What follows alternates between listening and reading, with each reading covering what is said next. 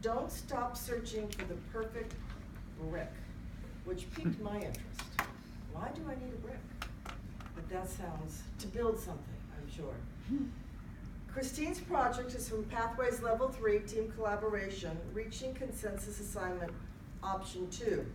The purpose of the project is to work with a group to practice reaching consensus on any topic and to discuss the experience leading a non-Toastmasters group towards consensus, which I'm sure can be challenging. In her 5 to 7 minute speech entitled Don't Stop Searching for the Perfect Brick, she will share some of her stories. Please help me welcome Christine.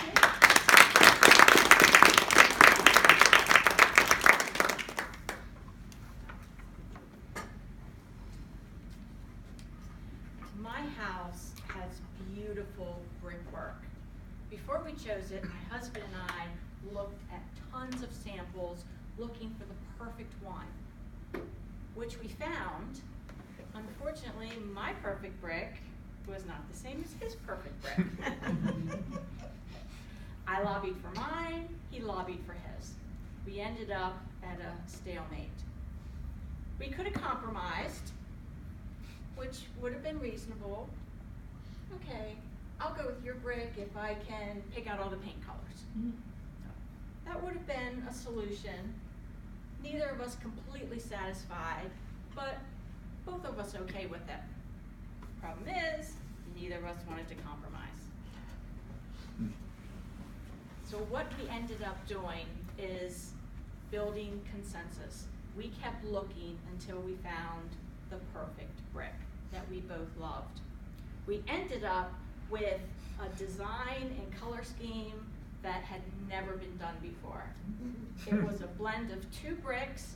One of them laces up at the corner of the house and around the windows. It's absolutely gorgeous. It wasn't compromise, it was consensus. Building consensus, it's not compromise, it's not getting somebody else to agree with you, it's working together as a team on a project or a challenge until all the participants are happy with the outcome. If you don't build consensus, you risk some people grudgingly compromising and not very eager to work on a project they didn't agree with. In my work, I facilitate consensus building for businesses to help them solve problems. We are a CPA firm, experts at tax and accounting. We found that our clients, mostly small business owners with 10 to 100 employees, were coming to us more and more with problems outside of tax and accounting.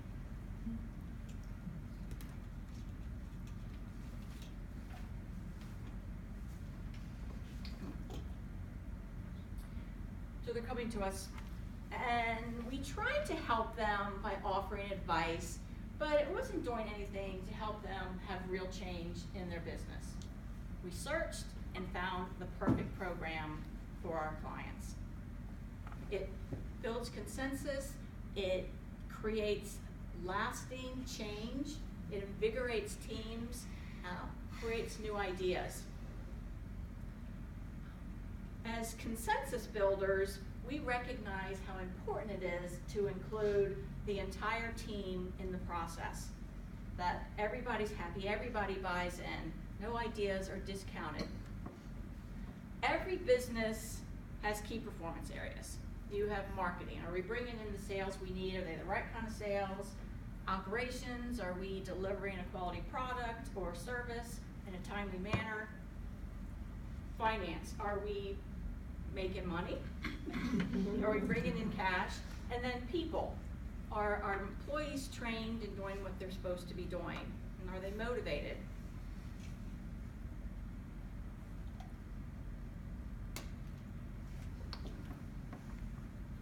We bring the owner and the key employees together, and together we work on all the key areas. And if we do a good job and we skillfully and strategically guide them. In 4 hours, we can have them as a team come up with problems in all the key areas, set clear goals, and create an action plan that's going to start them on a performance management program across the whole company. And it all starts with the consensus. If you have consensus, then everybody can see the vision and they understand what their role is in the process. With consensus, everybody buys in, everybody's happy. I have a tip for you, but first, just like any skill, I had to learn consensus building. I learned that I can't participate, I'm a neutral party, I can't participate in this discussion. My job is to help the team come to consensus. And even if they're, not give any answers, even if there's an answer staring them in the face and they don't see it, as facilitator, it's not my job to tell them, it's my job to help them come together and figure out the answer themselves. My tip for you is, it's a powerful consensus building tool. It's something you can use in every board meeting, every staff meeting, every team meeting, every family meeting, every community meeting, every place. It's a powerful consensus tool. And that is to ban the phrase, yes, but. Here's an example of a team coming up with marketing ideas. I think we ought to start advertising in the newspaper. Participant B. Yes, but nobody does that anymore. We need social media. Participant B completely discounted as unimportant A's idea. A better way to deal with that or continue that conversation is, I think we ought to start advertising in the newspaper. Yes, and social media is a great way to get our idea out or our message out. So it did not at all discount participant A. It just added a new idea to the pool. Consensus is all about opening up for creative thinking to solve problems. And even if you are not ready to lead a consensus workshop, you can start building the skill simply by banishing the yes, but. Will you guys say it with me twice? I mean, Yes, we're going to do yes and. Yes, Yes, and. Yes, and. Great job. Thank you, Christine. That's going to be a tough one. Let's keep on that. Oops, clap it for her. There you go. Thank you, Christine. Another challenge. Instead of the ums and the so's, now I've got to get rid of the buts, right? I'll work on that. Our next speaker is Leann, and she's using the Competent Communicator, CC Manual, speech number 8, getting comfortable with visual aids, 5 to 7 minutes. And her speech challenge is one bracelet at a time. Please help me welcome Leann.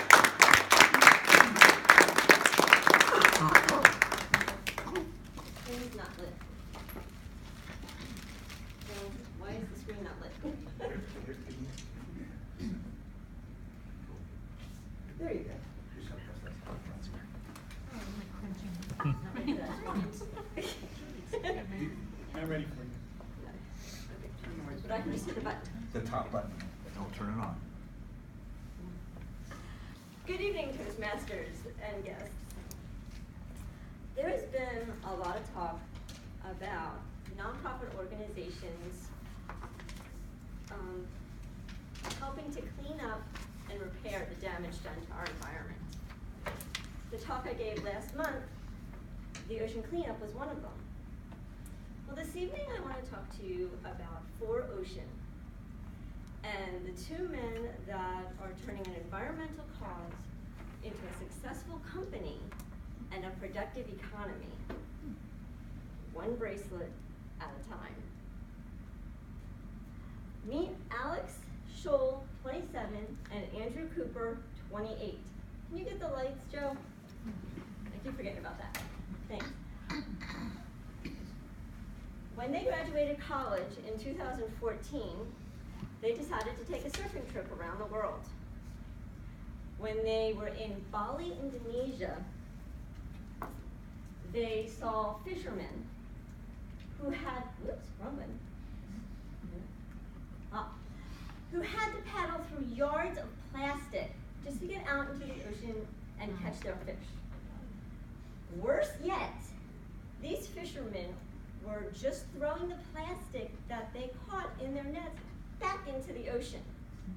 When asked why, the fishermen replied, "We only get paid for catching fish." Well, this gave Alex and Andrew a light bulb idea. Why not create an economy where the fishermen get paid for picking up the plastic and the glass from the ocean?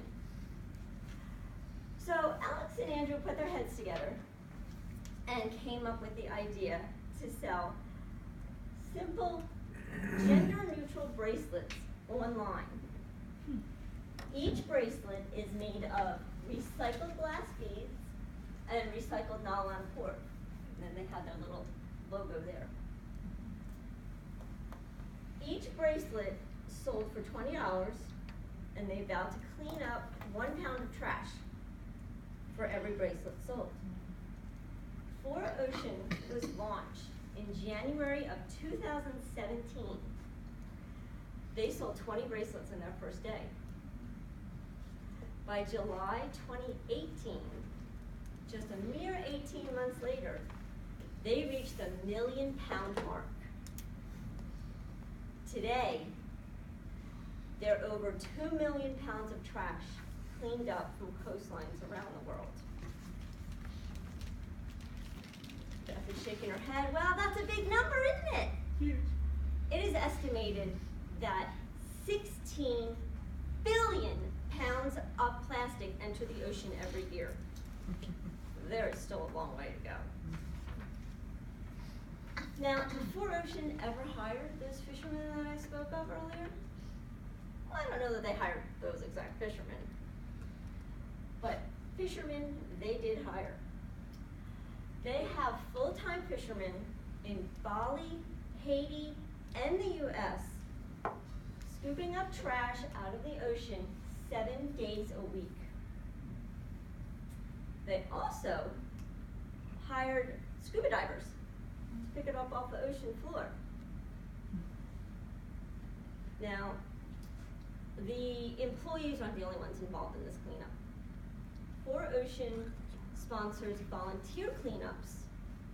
They've been to 27 countries so far. This group is from Ventura, California, and they even brought their dogs to help.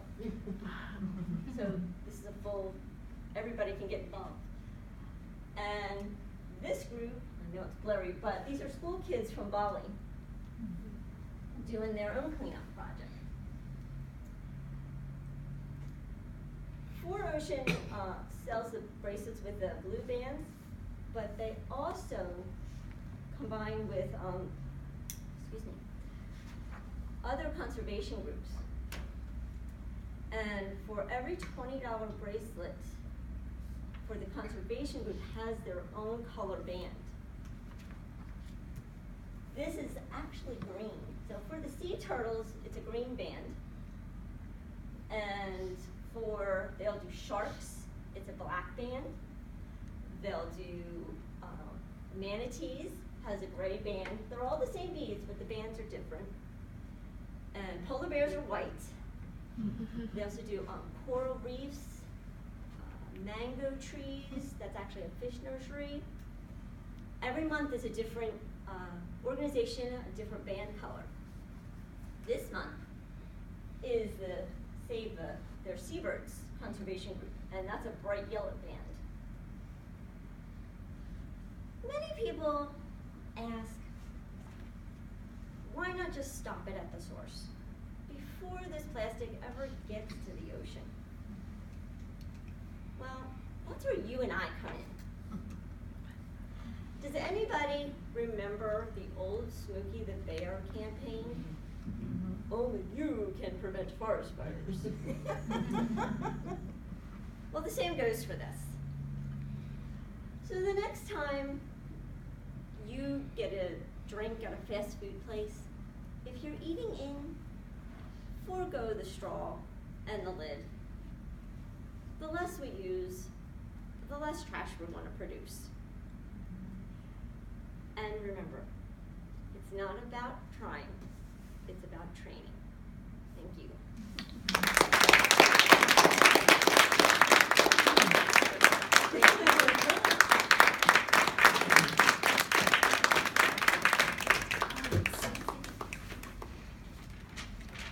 Thank you very much. We learned something very important from that. Thank you, Leann. Our next speaker is Alex Bell. Thank Ball. you. You want to be in the dark, Alex? No, it's Ball. Ball, you're right. I'm sorry. Ball. I think it's spelled. Oh my God. I knew that. Pathways, persuasive influence, L3 elective, focus on the positive, 5 to 7 minutes. And his speech title is Finding the Positive. Let me welcome Alex.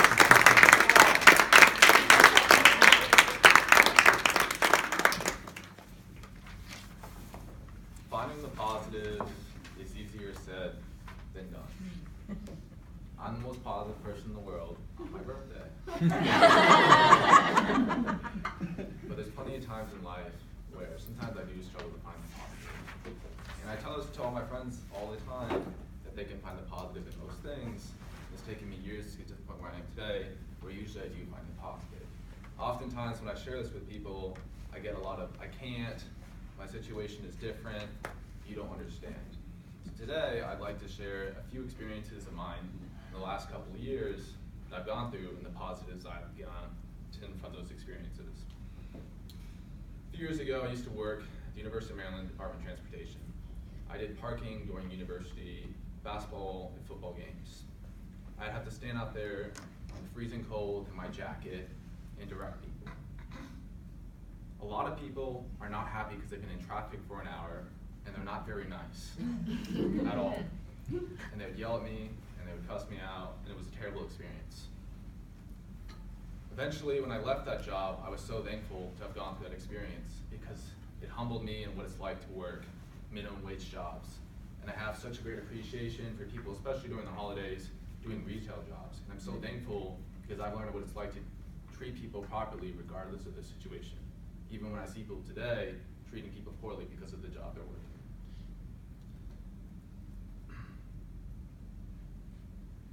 Earlier this year, I was looking for a new job and I was going through a ton of different interviews. And the first place I went to was this company called United Income. The interview went great, it was 4 hours, super intense. Computer science interviews are hard, they ask you to program on the board, and they ask you really complicated questions. And they gave me a response, we really liked you, but it's a no this time, we want someone with more experience. Not a problem, it happens. So I went and interviewed at another company. It went really well. Went back for interview after interview, went back for my third interview, went great, gave me a call, hey Alex, it went really well, but we decided to go with someone more experienced. Another interview, actually a company in Frederick, which I was really excited about. It goes really, really well. I get a call, Alex, it went really well, but we decided to go with somebody more experienced.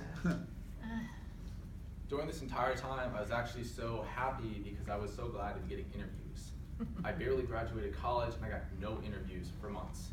Nobody wanted me. So when I started going for interviews this time around, I was just so thankful getting interviews again. And I was so positive about that fact. And I knew eventually, by the law of numbers, I'd get a job, which I did eventually get a job recently a few months ago.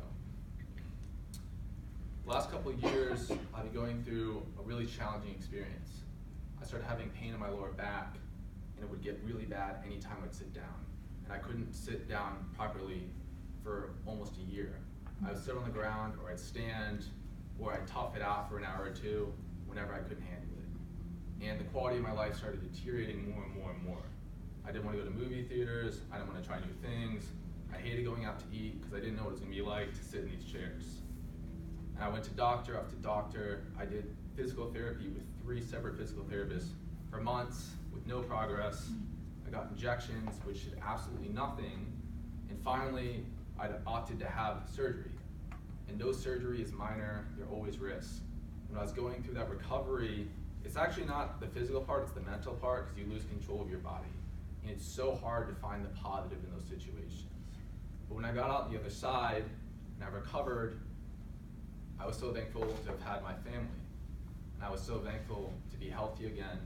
And I was so thankful just to have something like health insurance in this country. And it was so easy in that situation to just be like, man, everyone's so lucky, they're healthy, and even when they're young, I'd see my friends going out and drinking and smoking whatever they're doing, and I did nothing to deserve this. But I've realized now, in going through the rest of my life, and as I get older, my health will be such an important thing. And one benefit of being young is that I can bounce back from something like this, and I can take care of myself today. Everyone goes through challenging experiences, and I know everyone here has been through hardships in your life. But I truly believe that in most challenges in your life, everybody here can find some of the positives.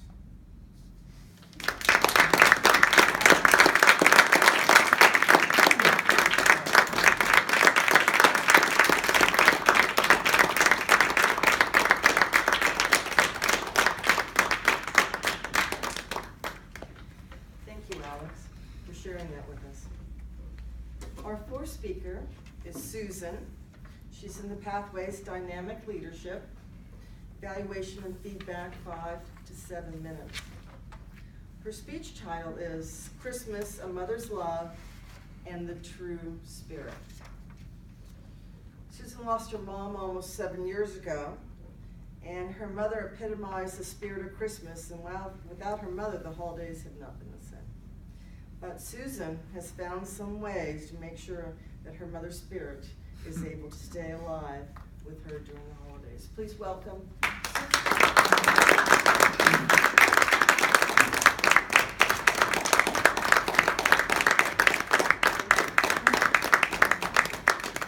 Well, I'm going to place this here, and I'm going to put that there, and I'm going to put this here. I'm ready to rock. So I have my stick, which is my pillar. And I'm sure all of us at this time of the year think of a person who embedded in you the spirit of Christmas. It's the same person who probably taught you about Christmas. Maybe it wasn't Christmas, maybe it was Kwanzaa, maybe it was Hanukkah. But it was something that had to do with this holiday season. Well, my mom was truly my best friend. My mom was my confidant. She was my advisor. But most of all, she was the most incredible person. And Mom, I don't know a person better than my mom. So I'm going to get through this speech, and I'm not going to get sad. But the one thing I have to say about my mom is that what she taught me was validated by Scientific American. In 2016, Scientific American published an article on what is the spirit of Christmas and is it real? They found that it is indeed real, the spirit of Christmas. And there are 3 pillars to that. And the first pillar to it is the kindness piece. And that's something my mom taught me. She taught me kindness from an early age. So it's my first pillar, kindness. When I was a kid, I wore a leg brace, like the people with polio. Had a band on it, couple metal rods, couple little pistons right here, and it stuck to your shoe. Well, the really great thing about those braces was they squeaked. It didn't matter what you did to them. WD-40 didn't work. Lubricant didn't work. You still squeaked. Kids can be mean. And I was nicknamed Squeaky. And every time I would go outside and play in the park, kids would pick on me. And they'd call me Squeaky. And I'd come home, big tears in my eyes, and my mom would give me a big hug and she'd say, "Don't get mad at them. Teach them kindness, Susan." And I would be, "Are you kidding me? I'm gonna kick their spokes in with these metal rods." And my mom would say, "Teach them with kindness, because the kinder you are, that will be the lesson they learn." And as I grew older, my mom would consistently tell me about kindness. And I would try to embed that in my life. The second pillar the Scientific American spoke about was charity, to be charitable. That's an incredibly difficult concept if we think about it. My mom and my dad, at one point in their life, my mom loved to tell me this story. They didn't have anything. They were, as a matter of fact, they were sitting on the front porch of the house, staring out at the road in front of the house, and they were like, "I don't know, we don't have any money, I don't know what we're gonna do. We have 5 kids sitting in the house, what are we gonna do to feed these guys?" And all of a sudden, they have no clue where, money flew down, $100 bills. Now think of this is in the 1960s. 3 of them flew down and landed in front of my mom and dad. No clue on this planet where they came from. And my mom said that was a sign that we need to give back whenever we can and be charitable to others. So as I was growing up, my mom taught me this lesson. And I would go and donate every penny I had to people. And to the point where my mom would be, "Don't be doing that, you're gonna have nothing." And one time I actually gave somebody the clothes off my back because this little girl was being picked on. And my mom taught me that. Pillar number 2. The third thing that Scientific America talks about is generosity. Generosity is not just giving to somebody, but it may be how you treat others. It's your spirit of generosity. My mom taught me that. We had a neighbor one time, came to our house, knocked on the door. "I gotta get my family here. They're up in Bakersfield." My mom immediately went to the bus station, bought them tickets. It was Christmas Eve, and this is a true story. We went and bought him a Christmas tree, presents under the Christmas tree, decorated, and picked up his family at the bus station. He had Christmas with his wife and his daughter, and that was true generosity to me.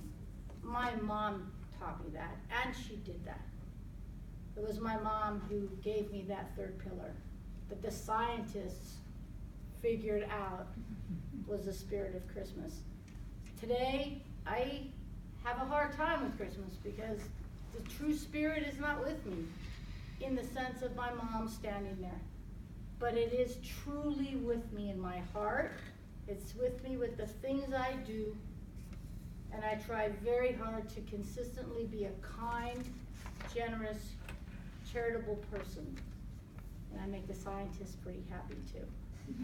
Thank you.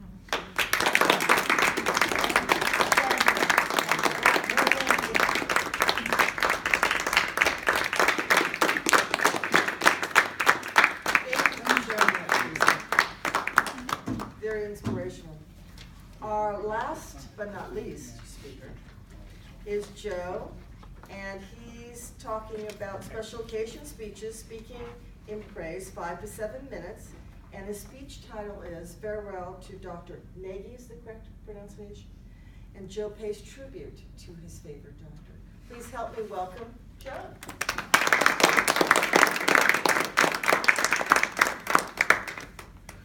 we all have someone, it's sad when we lose someone special in our lives.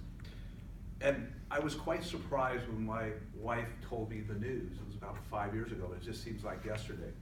She says, have you heard Dr. Nagy's leaving? He's not dying, she's not dying. But it was quite a surprise for me because the following week, I actually had a physical with her. My wife just came from a physical. So it was really shocking to hear that news. Dr. Aubrey Nagy had been our personal physician for about 5 years. She helped us transition from Pennsylvania to Maryland. And it's always hard to find a good doctor. I didn't mind whether the doctor was male or female, but she was great. She was board certified. She had done her intern, well, she had, what do they call it? Residency. Residency at Johns Hopkins. So she was really qualified, and she had a great personality. She helped us transition, as I said, down here to Maryland. And she was both my wife's and my physician. And she also helped my wife and my mother-in-law go through pancreatic cancer, because my mother-in-law died of pancreatic cancer. But she was there for my wife and also for my mother-in-law. So she was somewhat special. But she was particularly special to me because I sort of consider she saved my life. It turns out, I can't remember exactly when, it was probably about 6 years ago, or maybe 7 years ago, but I actually was admitted to the hospital for septicemia. And well, I didn't know it at the time, but it turned out I was giving a Toastmaster talk at one of the Toastmasters Club that Saturday morning, and I felt really sick. I just thought I had a cold. But after going to the emergency 2 times and finally being admitted, I spent all night in a restless sleep. They had me filled with IVs, and I was just lying there in pain because my bladder was filling. Nothing was going out. Everything was staying in. So the following morning, I still hadn't seen any doctors. No, they promised they came, and Dr. Nagy pops her head in around the door. Hey, I heard you're in here. I thought I'd stop by. She says, has anybody been to see you? I said, no. Well, I'm here. She came in there and started looking at the chart and said, what's the problem? I said, I'm in pain. And then she looked at it. She says, oh, we've got to empty your bladder. So it wasn't long. I filled up 2 of those big liters. I was really in pain. After that, I felt great, because they had to be filled with the antibiotics, but all night, and it's gonna really fill you up. But she says, have you seen a urologist yet? And I said, no. And she says, well, there's a new guy I want to try out, and let me. You mind experimenting? I said, no. She says, it turns out, I find out years later that he's also her doctor, or she's also his doctor. So it was really great. But that urologist, about an hour later, she must have gone and found him. He was in there about an hour later and checking me over, and of course he took care of me. And the doctor that was on call that was supposed to see me came in about later that afternoon and said, how are you doing? I said, great, since my urologist was here. So, that's sort of why she probably really didn't save my life, but she was instrumental in getting me the right care. And I don't think it's very many internists that do that. The other thing is, over time, she also was instrumental in helping me lose about 30 pounds. I'd been seeing her for a while, and probably just before she left, I think it was my previous half physical, she looked at me, and she usually didn't say anything about my increased weight over time, but she finally said, Joe, you need to lose about 10 pounds. And she says, how about exercising? And I said, yeah, well, it doesn't quite work. And she says, well, you could go on make it a date and go, there's a trainer downtown that you could go to and see with your wife, make it a date. What a great idea. And so, as a result, we went on her recommendation, we went to see this person, a personal trainer, and we did a date twice a week, and we both lost weight. And the trainer also told us diet. So the combination of that and my following my fitness pal, I've lost weight. But it's attributed to her, because she normally never said anything about my weight. And finally she said, lose a few pounds. So that's the personal story, but she also was really quirky. She had an accent that sounded like she was from Wisconsin, but she was really a combination of Tennessee and I can't remember the other place. But the phenomenal physician that she was, and her husband was actually, might know Larry, because he was into real estate, but he was also acting. And so the reason for her leaving is a couple reasons. One, her husband was getting more and more gigs for his acting stuff in New York, and so they had to move closer. And she was probably also getting tired and she wanted to do teaching. So what she's doing now, and I just looked it up, is she's still at Princeton at the University Hospital teaching and also practicing medicine. So I'm sure whoever she has now is really appreciative of Dr. Nagy. She's a phenomenal doctor, but she'll always be a special person in our life and probably the best physician I've ever had. Thank you. Thank you.